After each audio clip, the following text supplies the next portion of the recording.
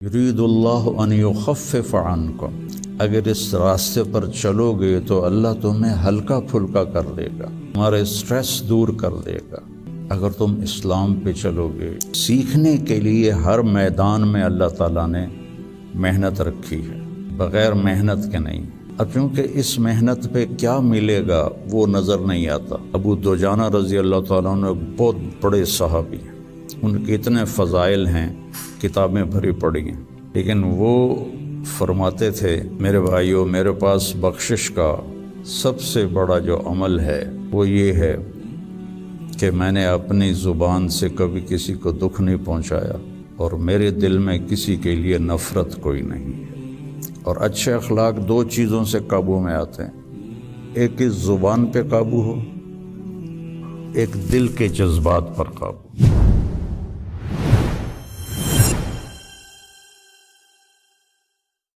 بسم اللہ الرحمن الرحیم، والصلاة والسلام علی رسولہ الکریم وعلی آلہ واصحابہ اجمعین، اما بعد۔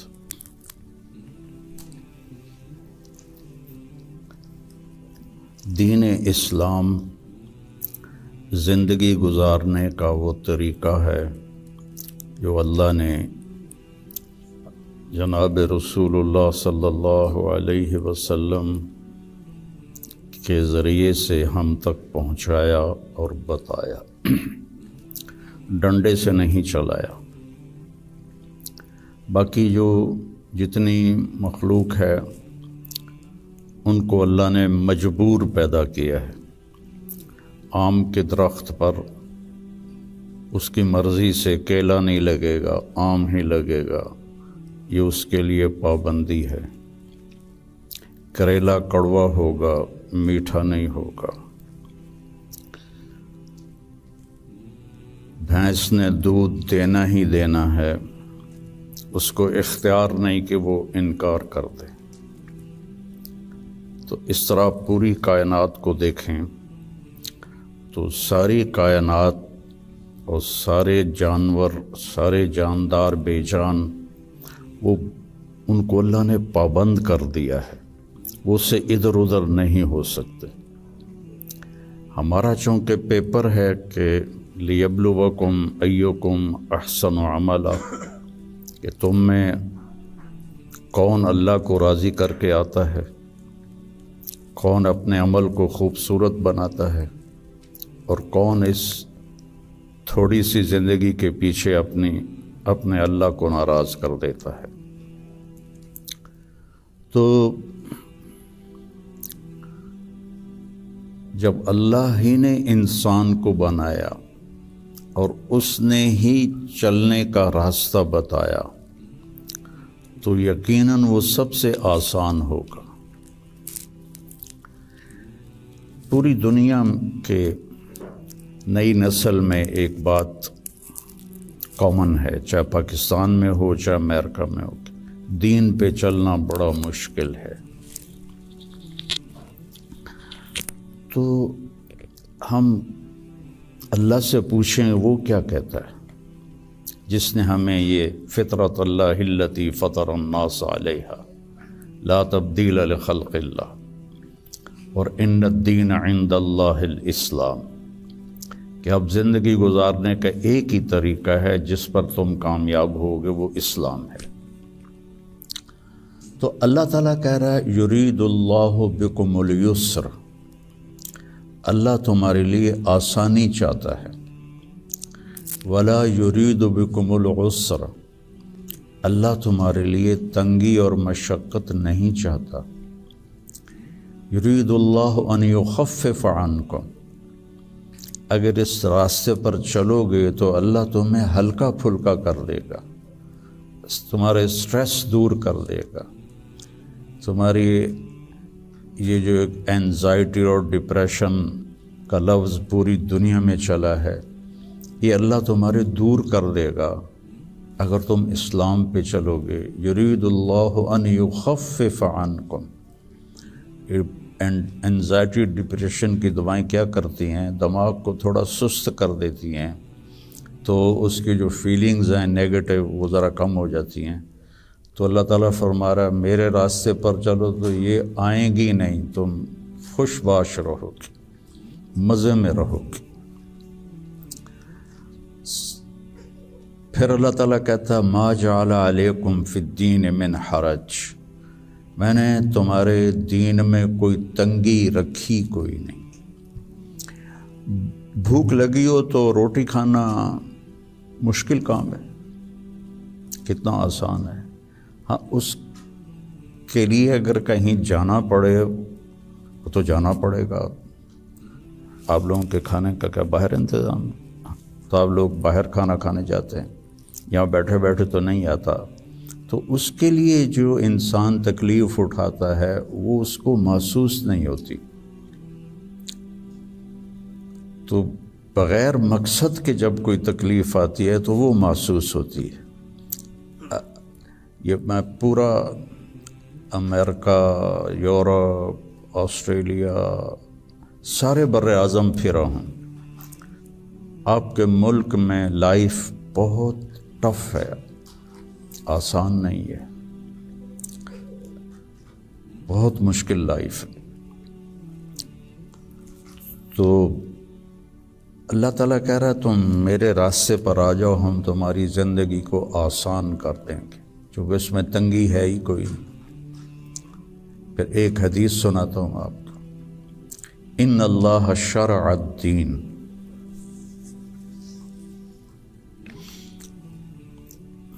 اللہ تعالیٰ نے تمہارے یہ دین کو شریعت بنایا۔ شرع کسے کہتے ہیں؟ بہتے پانی کو کہتے ہیں۔ بہتا پانی کتنا مفید ہے، کتنی پوری زندگی کا نظام پانی کے اوپر چل رہا ہے۔ تو اتنی خوبصورت تشبیہ دی بہتے پانی کے ساتھ کہ جیسے بہتا ہوا پانی، یہ جو سمندر کے کنارے ہوٹل بنے ہوئے ہیں ان کے کرائے زیادہ ہیں، جو اس کمرے کا وہاں ویو سمندر کا ہوتا ہے اس کا کرایہ زیادہ ہے۔ تو پانی پر اللہ تعالیٰ نے زندگی کو چلایا ہے۔ وَجَعَلْنَا مِنَ الْمَاءِ كُلَّ شَيْءٍ حَيٍّ، اور اللہ قرآن میں کہتا ہے کہ میں نے ہر جاندار کو پانی سے پیدا فرمایا۔ تو اللہ کے نبی نے قرآن میں کہا لِكُلٍّ جَعَلْنَا مِنْكُمْ شِرْعَةً وَمِنْهَاجًا ثُمَّ جَعَلْنَاكَ عَلَى شَرِيعَةٍ مِنَ الْأَمْرِ۔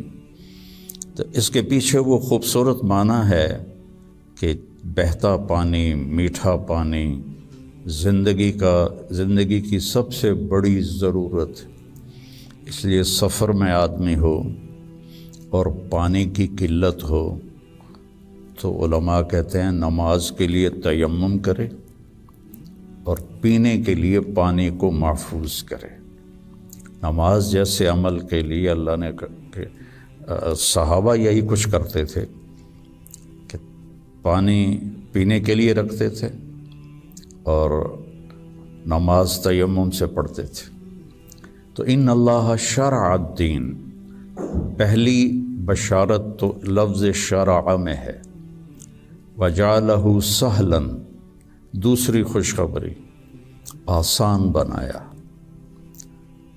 تیسری خوشخبری سمحن، بہت نرم بنایا، چوتھی خوشخبری واسعاً، بہت کھلا کشادہ بنایا، پانچویں خوشخبری ولم یجعلہ ضیقاً، اور اس میں کوئی تنگی نہیں رکھی۔ لیکن جیسے ہر چیز کو سیکھنا پڑتا ہے، دین کو بھی سیکھنا پڑتا ہے۔ یہ بڑے بڑے ٹرالے جو چلا رہے ہوتے ہیں، یہ اتنے بڑے بڑے کروز، کئی دفعہ میں نے ان میں سفر کیا ہے، اتنے بڑے بڑے 5-5 ہزار آدمی اٹھا کے وہ جو ڈرائیور چل رہا ہے وہ دیکھنے میں کتنا مشکل ہے۔ پھر پانی میں بریک لگانا یہ کتنا عجیب مشکل کام ہے، لیکن چونکہ سیکھ لیا تو چلائے جا رہا ہے۔ گاڑی ایک ہاتھ سے چلا رہا ہے، دوسرے ہاتھ سے موبائل سن رہا ہے، حالانکہ پابندیاں الگ الگ کے حکومت کی، پھر بھی موبائل یہاں لگایا ہوا ہے، ہمارے ہاں تو موٹر سائیکل پر بیٹھا ہوا ہے، ایسے موبائل کر کے جا رہا ہوتا ہے، کھوتا ریڈی چلاتے ہوئے اپنا موبائل یہاں رکھا ہوتا ہے۔ تو سیکھنا پڑتا ہے، سیکھے بغیر تو آدمی سائیکل بھی نہیں چلا سکتا۔ سیکھنے کے لیے ہر میدان میں اللہ تعالیٰ نے محنت رکھی ہے، بغیر محنت کے نہیں۔ اب چونکہ اس محنت پہ کیا ملے گا وہ نظر نہیں آتا تو مشکل نظر آتا ہے، اور امریکہ میں جاب کرنے میں کیا ملے گا وہ نظر آتا ہے، تو اس کے لیے ایسے روبوٹ کی طرح بھاگ رہے ہیں، روبوٹ کی طرح جاب جاب جاب۔ جو بڑے بڑے کاروباری ہیں وہ بھی مزدور کی طرح کام کرتے ہیں، وہ بھی ایسے فری نہیں ہے کہ بھئی اب میرا بڑا کاروبار ہے میں آرام سے گھر بیٹھوں آدمی رکھ لوں، نہیں۔ تو وہ مشقت اس لیے آسان ہوتی ہے کہ اس کی آؤٹ پٹ نظر آ رہی ہوتی، اور جو دین کے اللہ نے ہم سے ڈیمانڈ رکھی ہے چند ہیں، کوئی بڑی زیادہ نہیں ہے، چند مختصر، ایک لا الہ الا اللہ محمد رسول اللہ کی گواہی، وہ اللہ کا فضل، ہم سارے مسلمان یہ گواہی دیتے ہیں۔ پھر 5 وقت کی نماز ہے، اور سفر میں آپ کے لیے اللہ نے آدھی کر دی ہے، اکٹھی کر دی ہے، ظہر عصر اکٹھی پڑھ لو، مغرب عشاء اکٹھی پڑھ لو، اور رمضان کے روزے ہیں سال کے بعد، حج اور زکوٰۃ پیسے والوں پر ہے، عام لوگوں پر نہیں ہے۔ اور پھر ان میں کوئی کمی کوتاہی ہو جائے تو اللہ نے معافی رکھی ہے، کوئی نماز چھوٹ گئی قضا پڑھ لے، معافی مانگ لے، معاف ہو جائے گا۔ روزہ عذر کے ساتھ چھوڑے تو کوئی گناہ نہیں، بغیر عذر کے چھوڑے تو معافی مانگ لے اور روزہ رکھ لے تو وہ ہو گیا۔ اس کے بعد میں آپ کو ایک حدیث سناتا ہوں، آپ کو پورا دین آپ کے ہاتھ میں آ جائے گا۔ 10 لاکھ حدیثیں ہیں، میں ایک حدیث سنانے لگا ہوں، صرف ایک۔ میرے نبی نے فرمایا 4 اذا کانت فیک، 4 کام کر لو، صرف 4 کام کر لو، دنیا بھی تمہاری ہے آخرت بھی تمہاری۔ پہلی چیز صدق و حدیث، ہمیشہ سچ بولو، جھوٹ نہ بولو، مذاقاً بھی جھوٹ نہ بولو، سچ بولو۔ دوسری چیز حفظ و امانت، کسی کو دھوکہ نہ دو، کسی کے ساتھ 2 نمبری نہ کرو۔ تیسری چیز حسن و خلیقت، اپنے اخلاق اچھے کرو،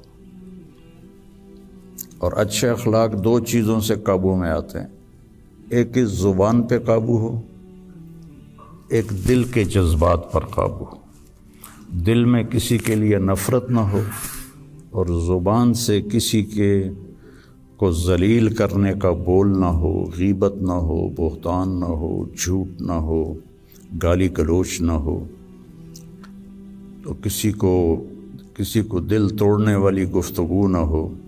یہ 2 باتیں کوئی عورت کوئی مرد کر لے تو اس کے تقریباً سارے ہی اخلاق اس کے قابو میں آ جاتے۔